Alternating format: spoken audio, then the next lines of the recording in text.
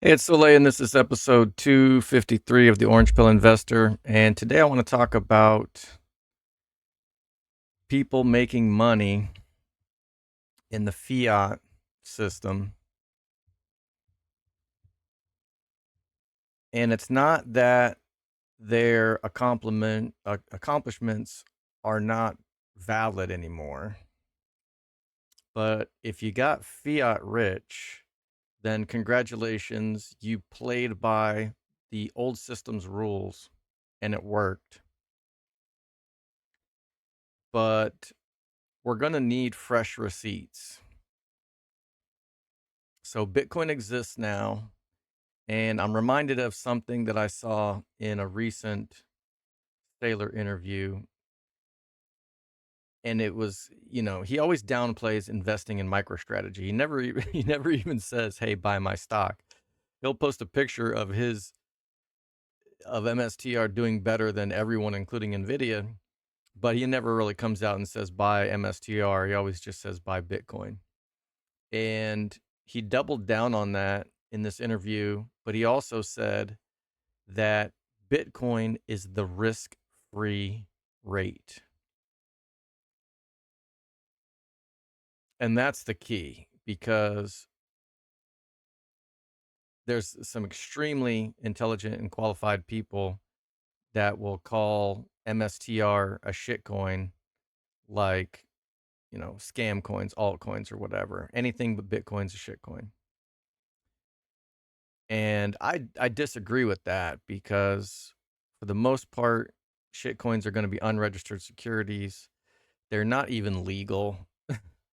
And my libertarian street creds are unquestionable. So I don't even give a shit about legal or not.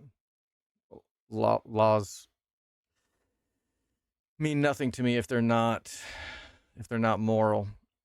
But the point is, securities have to file paperwork.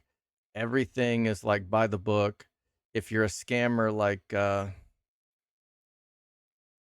what was it, the Nikola, the Nikola CEO, he ended up getting found guilty of fraud or whatever.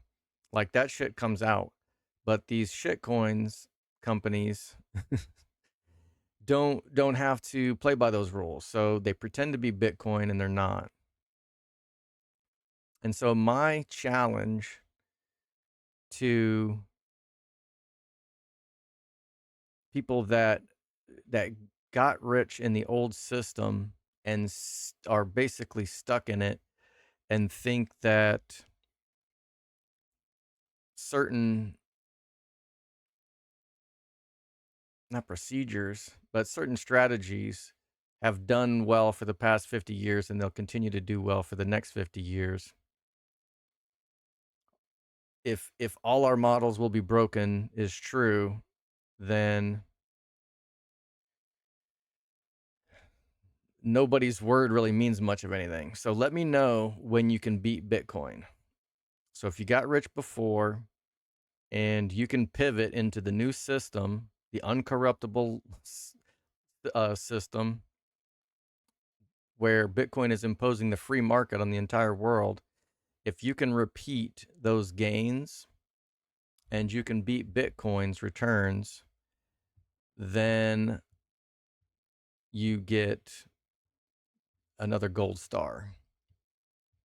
So that's my goal. My goal is going to be to beat Bitcoin, and that hurts a lot of Maxie's feelings. And even it's funny because I think I think as hard as it is to become orange, fully orange pilled and really grok Bitcoin, there's a long period of struggle and learning that comes with that. And I think some people are even almost embarrassed to hold MicroStrategy, and kind of apologetically will say, "Oh yeah, call me crazy, but 80% Bitcoin and 20% MSTR is, the way to go." And I'm looking at that and I'm like, you're going to have to flip those numbers. And almost nobody's saying, okay, sell your Bitcoin to buy MicroStrategy. And I'm not saying it either. I just try to be transparent about everything that I do. And if people think they can do better, please let me know how you did it. So, um, I think Saylor saying that Bitcoin is the risk-free rate is important because that's the part that as long as you handle your self-custody properly, you're good to go. You'll be able to take that anywhere in the world with you, and nobody can take it from you. And you will get whatever Bitcoin gives you. But there will be companies that are going to deliver some kind of product or service to humanity, and humanity will value that service more than they value their Bitcoin. So there are going to be some opportunities to quote unquote beat Bitcoin if you're just talking about returns, not talking about self sovereign, self custody type shit. Because if you want that, you are going to have to settle for the risk free rate. And even at the risk free rate, Bitcoin is heads and shoulders above most investments. I'm not even arguing against that. But for me, um, and I don't want to sound too much like a Sailor fanboy, but I feel like up to a couple of months ago, I've probably seen almost every single interview he's ever done. And I've been following some other folks since then. But, he talks about, look, if you want to buy some art and you want to peel off some Bitcoin for it, then buy some art. If it's going to make your life happier because every time you see it and you own it, it's going to make you happy, that's great. But don't buy it just as to preserve your wealth. That's if you just want to preserve wealth, okay, that's Bitcoin. If you want to enjoy an amazing painting, then peel off some precious Bitcoin for it if it makes your life happier. I think some Bitcoin maxis think that if you're not a monk, that's like, from the Middle Ages, putting, ashes from the fire into their food so they don't even enjoy eating, then you're Bitcoin poor or something. And for me, I wanted more MicroStrategy. And I'm not going to lie and say I don't want the number to go up. I do, but I also believe in MicroStrategy's mission. I don't look down on anybody who is investing in Semler and supporting another company that's trying to implement the Bitcoin playbook. People who are into miners, people who are into Tesla. I mean, Tesla owns some Bitcoin, but they're not really a Bitcoin company. But if you believe in their mission to bring sustainable energy to the planet, have at it. If there's another company that you just love, I think somebody posted, Investor Kage, I think he bought Celsius for the first time. He really likes their product. Great. That's fine. Um,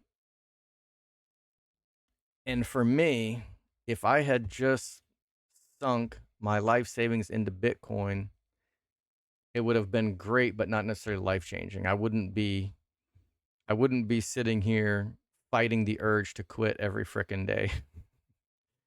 uh, if I had just had everything in Bitcoin. So MicroStrategy is delivering something to me unique that Bitcoin doesn't. And I'm not going to apologize for peeling off half of my Bitcoin stack for it. I still have enough shit hits the fan stats to get me relocated and restarted in another country if I have to. And to me, that's all really that I think is kind of like a baseline responsibility.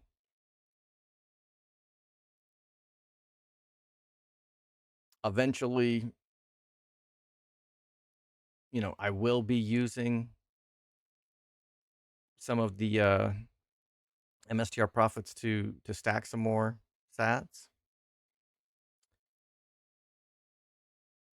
but I really don't feel the kind of pressure that a lot of maxis feel to just, I don't know, dig through the frickin' couch cushions, scrounge up change for 10 more sats.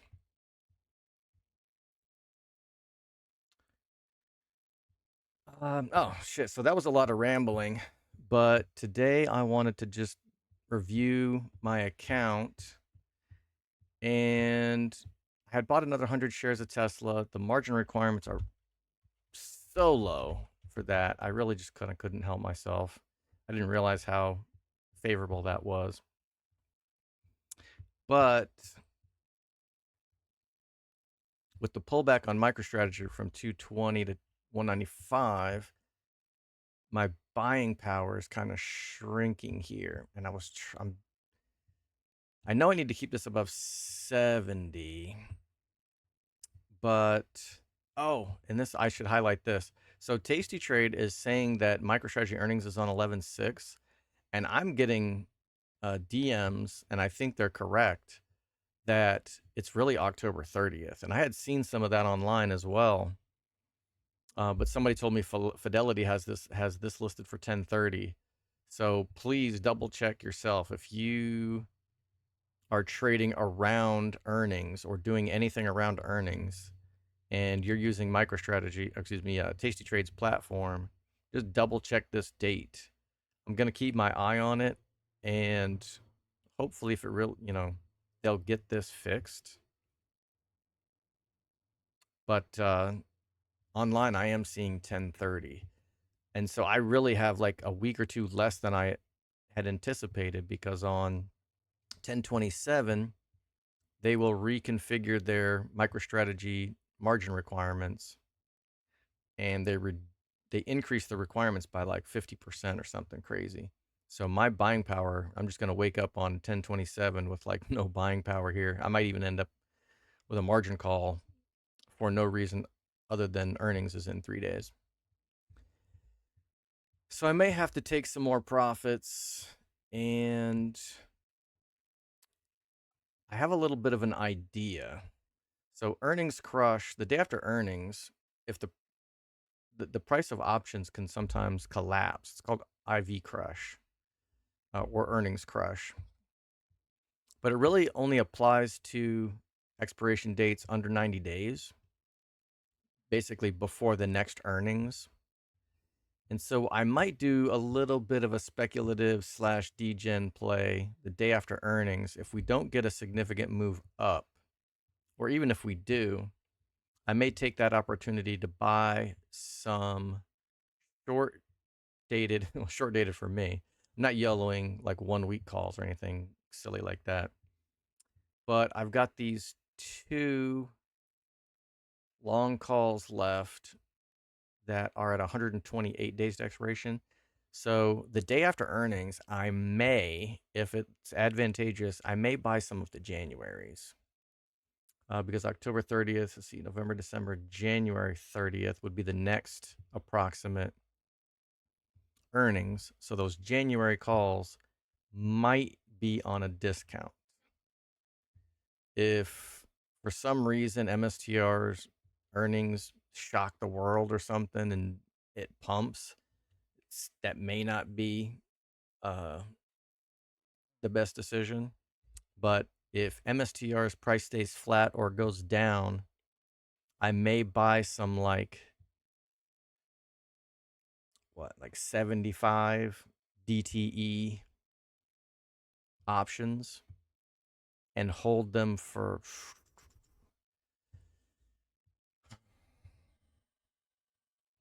probably no more than 2 to 3 weeks.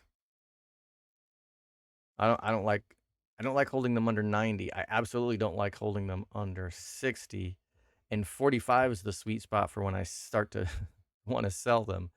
So definitely would start getting nervous under 60 days to expiration. But considering it. And so between now and I really only have 11 days before my margin gets cut. I think I should probably go ahead and just take profits on these two.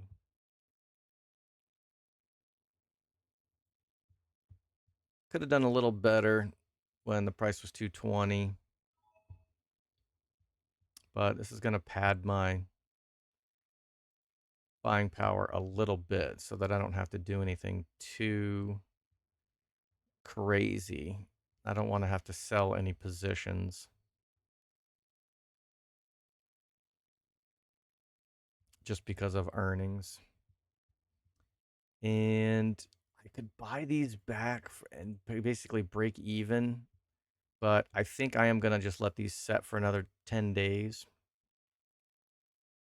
and hopefully buy them back a little bit cheaper next week or the week after.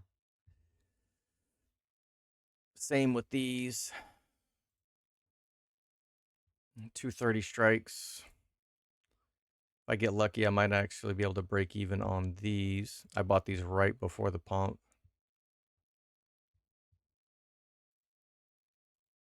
And then in my 5K account, I'm kind of annoyed that it says that I have cash here.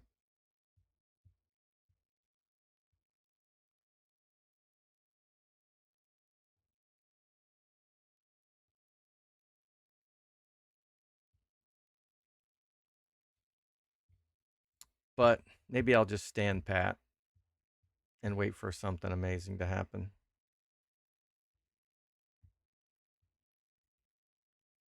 All right, that's it for now. Um, one thing that getting into Bitcoin I think does eventually is just it gave me the confidence to know that my cold storage is safe and that no matter what, no matter how bad I fuck up in the stock market or anywhere else, I still have that. So I can take some risks with MSTR, with mining stocks, whatever, with Tesla and feel good about it because I know I've got that self-sovereign, self-custody Bitcoin that's basically untouchable. But it also gives me the confidence to just kind of do what the fuck I want to do, regardless of what people will say. Oh, you're not a true maxi if you're not 100% Bitcoin, cold storage, multi-sig, buried under a rotting log somewhere. And just kind of, it just feels good to be able to do whatever the hell I want to do and not really worry about what anybody thinks. All right. Be good, Joe.